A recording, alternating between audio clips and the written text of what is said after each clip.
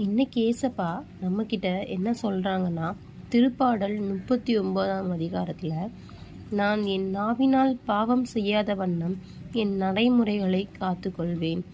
பொல்லார் என் முன் நிற்கும் வரையில் என் வாய்க்கு பூட்டு போட்டு காத்துக்கொள்வேன் என்று சொன்னேன். நான் ஊமை போல் பேசாது இருந்தேன். நலமானதை கூட பேசாமல் அமைதியாயிருந்தேன். என் வேதனையோ பெருகிற்று. என் உள்ளம் என்னுள் எரியத் தொடங்கிற்று. நான் சிந்தனையில் ஆழ்ந்தபோது நெருப்பு மூண்டது. அப்பொழுது என் நா பேசியதாவது, ஆண்டவரே, என் முடிவு பற்றியும் என் வாழ்நாளின் அளவு பற்றியும் எனக்கு அறிவுறுத்தும்.